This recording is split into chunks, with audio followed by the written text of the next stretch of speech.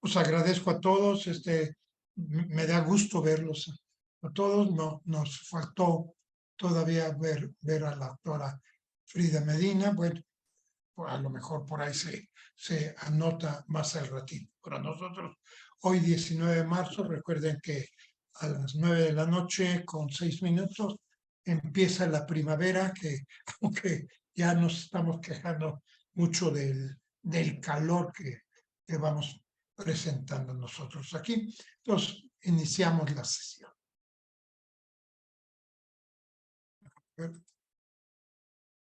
¿Cómo avanza? No quiere avanzar aquí. Eh, Ya empezó. Bueno, vamos a hablar sobre las complicaciones en las plasias del ligamento cruzado anterior. Yo soy Magdaleno de Corazón, soy expresidente del Colegio Mexicano de Ortopedia, ya muchos de ustedes me conocen y sobre todo soy amigo de todos ustedes. Trataremos siempre de ayudarnos siempre mutuamente. Ahora trabajando ahí en el comité de peritos, pues bueno, esperemos que nunca se ofrezca, pero trataremos también de ayudarnos ahí. Ese es el hospital donde trabajo actualmente, que es el Hospital Ángeles de las Lomas, un hospital que se está modernizando, está creciendo muchísimo, como todo el grupo Ángeles. Vamos a dar una pequeña introducción. Allí estamos haciendo, vean, los quirófanos que tenemos, que son súper bien establecidos, equipados, con monitores a todos los niveles. Y bueno, aquí es un ejemplo, es una artroscopia de hombro que vamos a hacer. Entonces, ¿cómo vamos a empezar para ver esas complicaciones?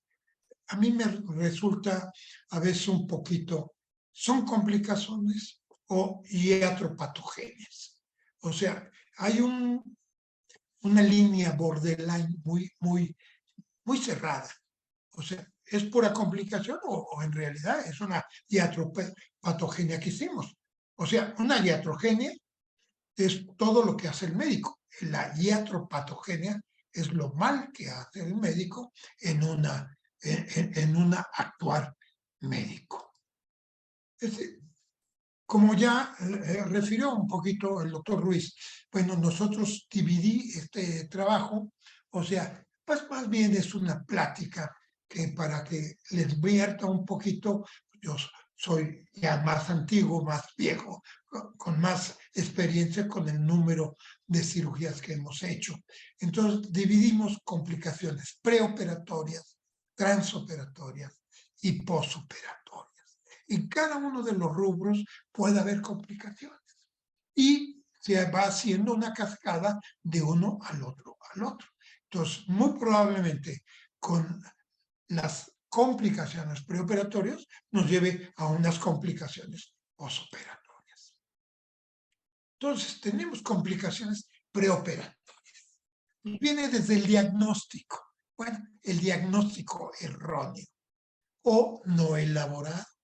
Es común que a veces, pues, por exceso de confianza, no se explore adecuadamente el paciente o por el ahorro de querer que el paciente gaste menos, se vaya a hacer una resonancia a un lugar muy pequeñito con que no tengan un buen equipo de resonancia magnética o la interpretación no sea adecuada. O muy bien, que a mí me ha pasado, yo creo que a todos los que hemos maquilado, o sea, o que seguimos maquilando algún procedimiento quirúrgico, pues nos dice oye, échame la mano, ayúdame, porque así te dicen, ayúdame para hacer una artroscopia, es un menisquillo por ahí. Muy bien, seguro, sí, es un menisquillo. Entonces llega uno al quirófano, ya sea en el Hospital Ángeles, en el hospital que nos hayan citado, llega uno, ve uno que el equipo está la torre de artroscopia y mete uno el tubo, ya el paciente viene anestesiado. Generalmente esos pacientes los duermen para que no se entere mucho quién operó. Y entonces se mete uno a operar, mete uno y ve uno el menisco medial. Bueno, el diagnóstico ya empieza a ser correcto. pasa uno a la escotadura intercondilia y encuentra que no hay cruzado anterior o parece falda hawaiana, o sea, destrozado, se va uno al menisco lateral y a lo mejor está sano. Entonces, bueno, dice uno, vamos a, pues, a hacer todo, no, no pasa nada, vamos a operar el menisco medial, y, oye, y pediste todo para un menisco lateral, o sea, o para un ligamento cruzado. No, pues no pedí guías. ¿Ah? ¿Y cómo le vamos a hacer? No, pues hazlo sin guías. No, pues, oye, si cuesta trabajo hacer un ligamento cruzado con las guías bien especificadas, los tornillos adecuados, grapas o lo que se nos ocurra ponernos, y pues y si no lo tenemos, o un diagnóstico también falta, como por ejemplo en esta diapositiva que ven, pues se encuentra una artrosis bien importante, una inestabilidad en la rodilla, con muy probablemente el cierre del espacio intercondilio, que tenemos que llevar pues, un equipo especial para hacer una escotoroplastia para poder hacer la plasia ligamentaria en forma adecuada. Entonces, cuando no hacemos un diagnóstico de la lesión, o sea, por lo tanto, pues no la vamos a tratar. Hay una inestabilidad de la rodilla, sigue inestable. Hay lesiones de partes blandas, ruptura de meniscos, se llegan a romper porque se siguen pellizcando. Hay lesiones complejas, lesiones del mismo cartílago, que pueden ser desde un principio que eran lesiones grado 1 y llegan a grado 4 con una exposición de grado de hueso subcondral. Entonces, bien importante el tratar una lesión, por eso hay que llegar a un diagnóstico. Sobre diagnóstico, operar un paciente con un diagnóstico del ligamento cruzado anterior, ya sea clínico o por resonancia errónea, que eso es para mí menos grave. O sea, el meterse en un paciente que nosotros pensamos que era una lesión de ligamento y encontramos un ligamento sano. Pero hay que tener cuidado, no tomar previamente el tendón para realizar la plasia ligamentaria, porque llega el problema. Me tocó en un curso en Aguascalientes que fuimos y uno de los profesores pues nos dieron un paciente en vivo para operarlo, yo le ayudé, y entonces raja hace una incisión anterior grande para tomar un hueso, tendón, hueso, ¡pum! Empieza a tomarlo, muy hábil, la sierra funcionaba perfectamente, quitó la pastilla ósea de la rótula, el tercio del tendón y la pastilla tibial. Yo le dije, oye, ¿no revisas tú antes, no te das una vueltecita por la rodilla? No, dice, es que así evito las incisiones de los portales, porque levanto la piel y me meto por ahí, entonces les evito la incisión. Bueno, se mete ya había tomado el pedazo de hueso, tendón, hueso para hacer la plasia, y cuando se mete, sí tenía una lesioncilla de menisco y el ligamento cruzado anterior más sano que el mío y que el de él. Entonces, ¿qué hacer? Y yo he visto en algunas ocasiones que la gente pues va y se come el ligamento sano. O sea, para decir, no, pues mira, aquí estaba lesionado. No. Mira, Dios o la naturaleza o quien tú pongas hizo mejor las cosas que uno, por más bien que opere uno. Por lo tanto, pues si tuvieses el error, no compliques más todavía quitando un ligamento y ponerle el injerto que has tomado. Más vale, en última instancia, desecharlo o alguna cosa así. O sea, también operar con un diagnóstico incompleto, no tener las guías para el ligamento cruzado anterior, o sea, es imposible. Falta de tenotomo, si es que vamos a tomar el semitendinoso y el recto interno. Entonces tenemos que tener tenotomo si hacemos un T2, pues que sean tenotomos abiertos, sí, cerrados para tomar completamente el injerto libre. Faltas de implante para la fijación de la plástica. Tenemos que tener todos los elementos para poder operar un paciente. No dar el tratamiento ideal, pues ya lo vimos. Por falta del equipo, por falta de destreza o también falta de conocimiento. No entren solos, más vale. Llévense un amigo, siempre va a haber un amigo que les puede auxiliar, que tenga un poquito más de conocimiento, un poquito más de destreza. Repartan el dinero va y viene, es lo menos importante. Vean lo que hemos captado a nosotros en algunos pacientes que nos han llegado por falta del equipo.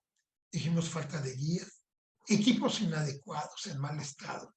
O sea, tenemos que nosotros el equipo que vayan a alquilar, o sea, la torre, que les vayan a llevar, que sea muy capaces la gente que les lleva, que esté en perfectamente condiciones, las ópticas, bien, ver que no esté cerrado el espacio intercondilio, o si no, llevar los elementos para podernos comer eso. No hacer invenciones, vean, en este caso, vean estos tornillos, que son tornillos de esponjosa, con una rosca muy viva, muy lesionante, que, pues bueno, eso pues destroza el tendón que pusimos, y además, pues este tornillo está prácticamente dentro de la articulación, no tienen el apoyo porque está en el espacio intercondilio. O sea, el material de fijación debe de ser perfecto para poder nosotros brindar. A nivel ya de las complicaciones transoperatorias, defectos del túnel tibial, la inclinación, la salida muy anterior que pudiera darnos un síndrome de cíclope, que es el crecimiento de óseo que nos va a limitar la extensión posterior en el posoperatorio. Salida muy posterior que va a dejar una rodilla inestable completamente. Dejar la salida de los bordes de los túneles muy filosos. Entonces tenemos que meter un instrumental para quitarles el filo a esos túneles. La grasa de Hoffman, para muchos es que es un problema, es el peor enemigo que tiene el artroscopista, la grasa de Hoffman. Yo creo que no. El peor enemigo del artroscopista es la falta de conocimiento, es la falta de destreza del mismo artroscopista. No hay que llegar a comerse todo la grasa de Hoffman. Por algo está ahí, es un nutre todo el cartílago, no la quita. Hay que quitar lo mínimo indispensable para que nos permita. A ver, recuerden cómo van la posición ideal de los túneles. Debemos de meternos de medial a lateral con unos 30 grados de inclinación y de adelante hacia atrás entre 50 a 55 grados. Recuerden que casi todas las guías tienen el marcaje y entonces nosotros escogemos el marcaje que vamos a poner, ya sea 50-55, y ese nos va a dar la inclinación perfecta de adelante hacia atrás y nomás inclinamos 30 grados hacia afuera. Efectos del túnel femoral. Cuando estamos metiendo a veces una y otra vez la broca, podemos abocardar el mismo túnel, lo cual nos va a quedar bailando y va a lastimar el ligamento que estamos poniendo, el tendón. La inclinación inadecuada del túnel. Podemos lesionar la cortical posterior por error y entonces tendremos que hacer un over the top, que bueno, está mencionada la posibilidad de hacerlo, pero no como por una complicación, por mal hecho el túnel. La profundidad mayor que el injerto también. Debemos de hacer la medición, cuánto midió nuestra pastilla, si va a ser un hueso, tendón, hueso, o si vamos a hacer un socket para una mini plática. Y tener mucho cuidado, si vamos a meter una mini placa, tener mucho cuidado de no lastimar la cortical lateral, porque entonces va a ser imposible colocar una placa porque ya no nos va a fijar el mismo injerto.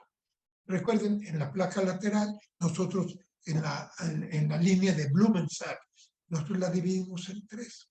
Entonces es muy fácil, la dividimos en 3 y debemos de salir nosotros en el tercio posterior.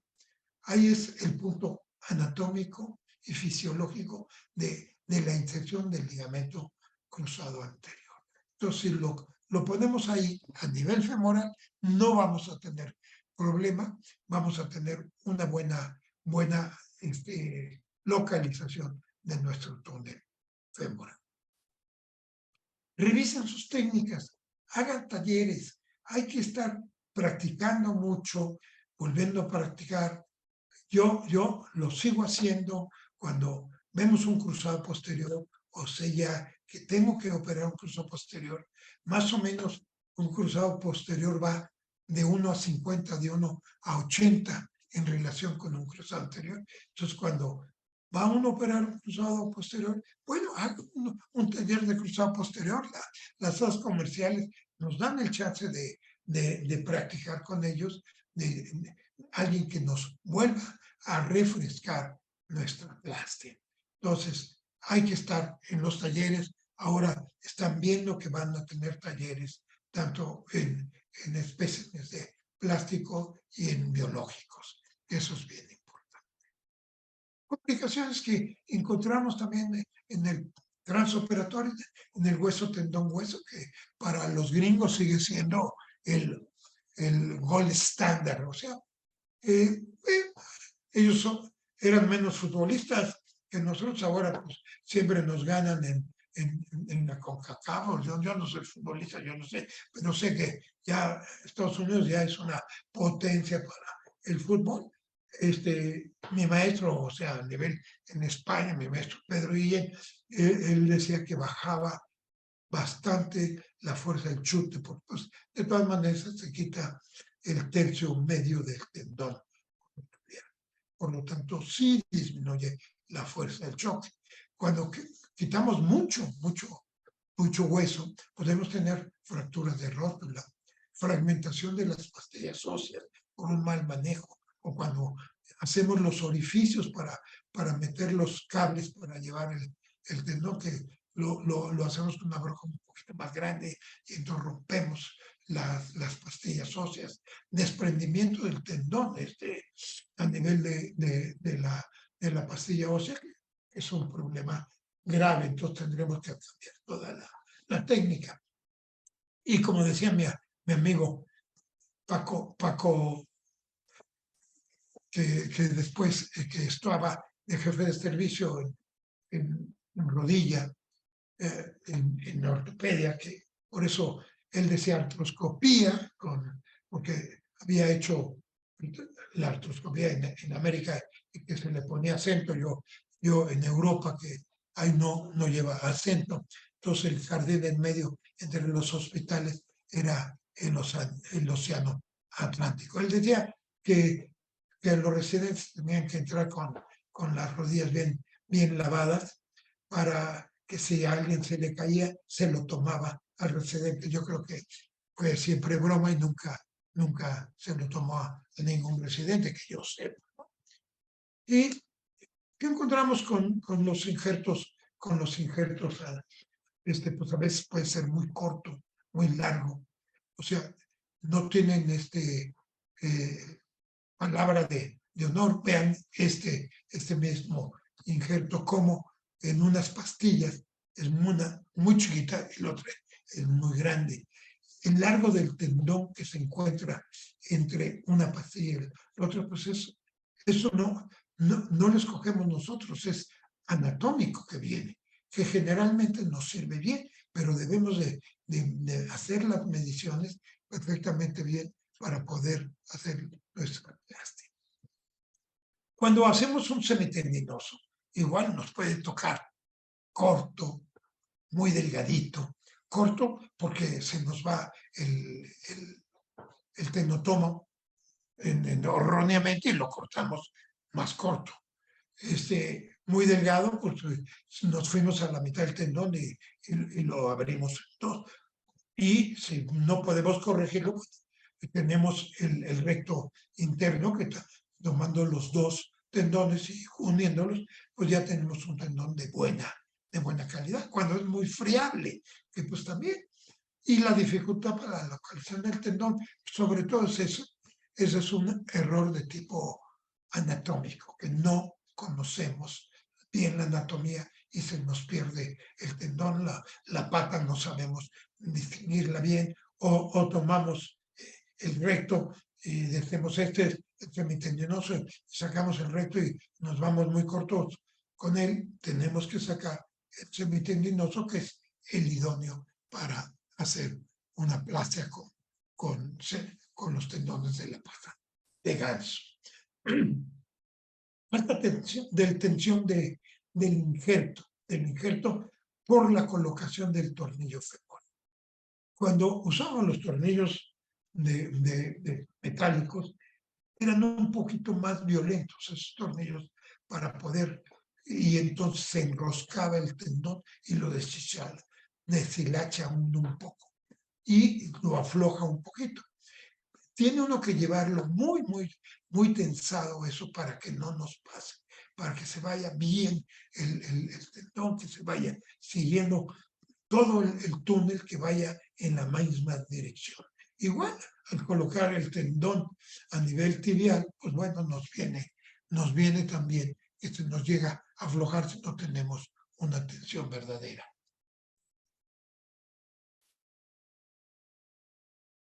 Tenemos aquí métodos de fijación también inapropiados. Falta de tornillos. Este es el mismo paciente que les había yo visto, que tiene errores garrafales. O sea, los tornillos interferencias pueden ser biodegradables y metálicos. Actualmente usamos más biodegradables de ácido poliláctico, que tienen también sus problemas. Algunos llegan a dar reacción con determinados pacientes. A los que les gusta el tornillo transversal, el Transfit, es un excelente tornillo, pero tiene una curva de aprendizaje un poquito más larga. Es un tornillo que da una fuerza de tracción pues, de 4.000 newtons, porque, o sea, no lo rompe nadie. O sea, no es necesario tener tanta tensión, ya que el mismo ligamento o el tendón que vamos a poner no lo va a pasar. Tornillos en poste, que estos tornillos que ven aquí se pueden utilizar como poste, porque pues, esos van a estar fuera de la articulación y no vamos a tener problema. Vean los tornillos no adecuados, como en este caso, el intraarticular, el de arriba, en vez de seguir el túnel, pues se fue por otro lado. O sea, porque son tornillos que no llevan guía.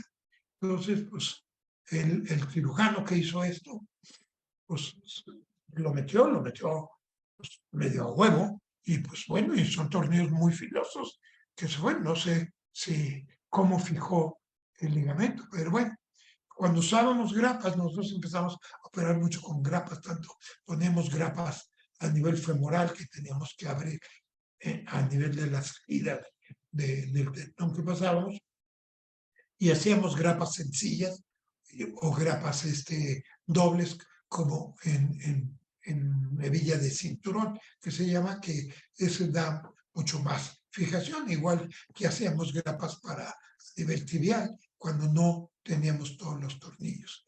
Después empezamos a usar alguna grapa, muy poco, que a México llegó, las grapas intraarticulares, que se metían, o sea, por el mismo portal artroscópico, e iba a nivel femoral a meterse en la escotadura y a cerrar por ahí y a atrapar el tendón. Dieron algún resultado, también con muchas complicaciones, y pues la curva de aprendizaje fue bastante grande. ¿Qué problemas tienen los tornillos biodegradables? Pues ya vimos, es para mí es una maravilla, son muy bonitos, las roscas son menos agresivas, o sea, no cortan el tendón. Tiene uno que tener mucho cuidado. La ventaja que todas tienen una guía, que debemos de meter la guía.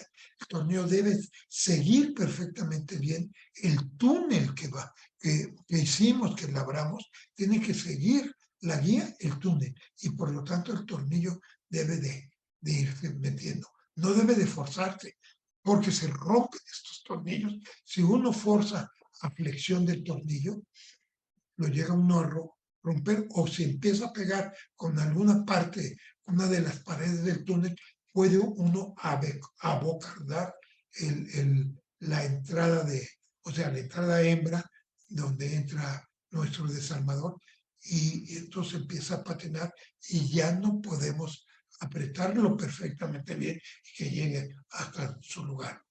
A veces se nos caen los tornillos, o sea, por error.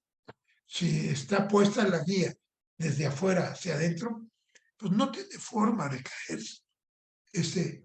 Podemos, pero cuando se cae este tornillo bien degradado, pues no se ve.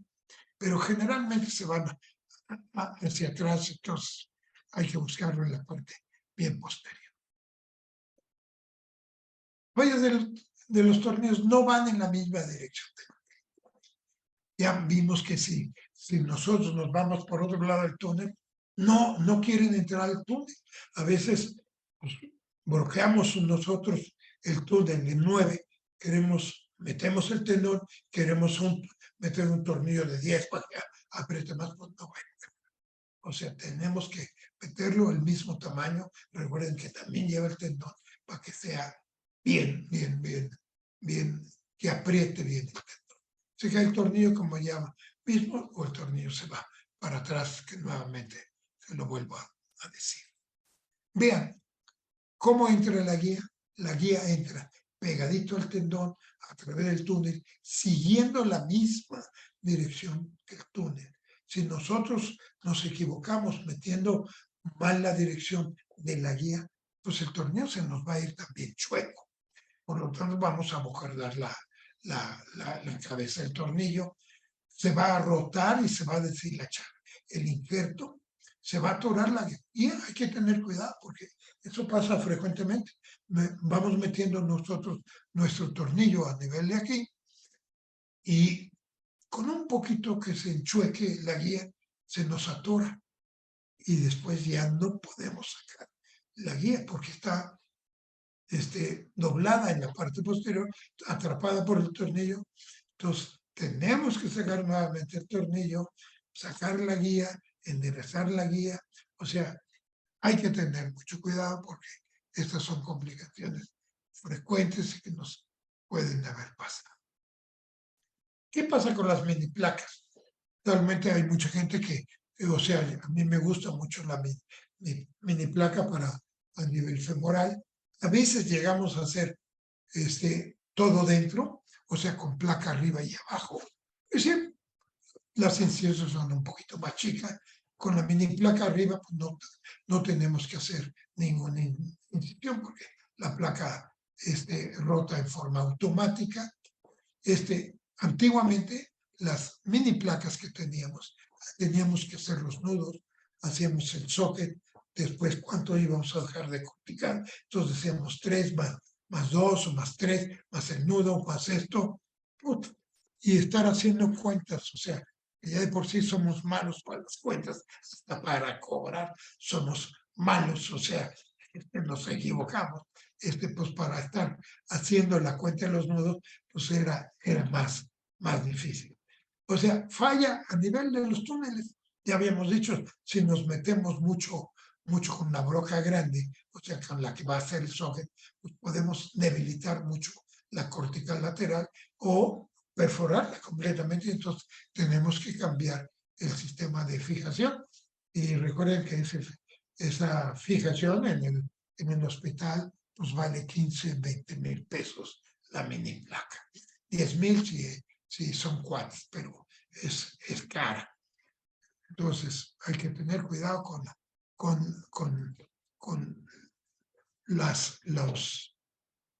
las cuentas que hagamos. Aquí está un ejemplo, es un ejemplo burdo, como metemos nuestra pastilla o nuestro tendón. ¿Cómo lo vamos a jalar? Este es un socket, no son túneles. Por eso se llama socket, porque llega nomás hasta acá. Y aquí llega el túnel delgadito donde vamos a pasar en forma horizontal la placa y debemos de pasarla completamente. Debemos saber cuánto mide nuestro ancho de la cortical para que pase la placa y llegue completamente hasta la cortical lateral y ahí darle la vuelta con los cables que tiene para poder darle la vuelta. ¿Qué complicaciones tenemos? Falta de rotación de la placa. O sea, son errores. O sea, que queremos rotarla antes de que pase a la cortical y a veces nos empeñamos y se nos queda trabada en la parte y entonces ya tenemos una fijación inadecuada. Actualmente yo uso, o sea, es una marca, la Tie Rod, que ya tiene la ventaja que tiene nudos chinos que se llaman, que esos suben, o sea, son dos cuerdas que van subiendo el ligamento. Entonces no tenemos que hacer mayor tiempo nomás de la medición, nomás medimos el socket, o sea, primero medimos todo lo que mide el fémur, de ancho, cuánto vamos a dejar de cortical, cuánto vamos a hacer de socket. Entonces es muy sencillo, si medimos 5, pues metemos un socket de 3 y 2 de cortical, entonces es mucho más fácil. Mínimo debemos dejar una cortical de 1,5, 1 sería un poquito bajo, ¿no? Entonces tenemos esa ventaja, vean aquí cómo está el ligamento, ya aquí rotó nuestra plaquita. Es importante que la gente que nos está jalando el injerto, nos está jalando la mini placa o tie rod o la llámale como quieran, cualquier marca, que no jale demasiado, porque a veces la plaquita llega hasta fuera de la piel. Dicen, caramba, chico. Entonces hay que volverla a retraer, abrir un poquito la piel para que entre la placa, irle quitando partes blandas, porque aquí todo esto tiene partes blandas, tiene músculos, tiene toda la fascia lata, entonces, y tiene que apoyar perfectamente en la vertical. No puede apoyar en partes blandas, porque si apoya en partes blandas, pues va a tener un colchón de 1 centímetro, de medio centímetro, que se va a necrosar y eso va a aflojar. Después el ligamento va a quedar flojo y por lo tanto va a dar una inestabilidad. Hay que recordar, si nosotros nos gusta hacer portal tibial, pues perfecto, es una vía muy bonita. O sea, nos vamos desde portal medial y salimos ahí a la plaquita, está perfectamente bien acomodada aquí. Y si nosotros hacemos portal medial, pues hay que recordar que sale más bajo. Bien importante, si van a hacer portal medial, la casa comercial tiene que llevar las guías para portal medial. No quieran hacer ustedes portal medial con guías de portal tibial, porque van a tener errores en su localización, errores en su labrado de sus túneles. Complicaciones postoperatorias, bueno, pues tenemos falta de extensión. Muchas veces por no meter, o sea, cuando metemos el tornillo distal, el último que ponemos, que es el tibial, tenemos que hacer una extensión de la pierna, hacerla bien estirada para jalar con ambas manos, o sea, estirar completamente nuestro ligamento que estamos poniendo para poder colocar nuestro tornillo de interfase o tornillo de poste, lo que queramos poner a nivel tibial, pero para que apriete y tenemos que hacer extensión. Si no, a veces no vamos a lograr una extensión completa. La falta de flexión igual, porque no hacemos una rehabilitación adecuada.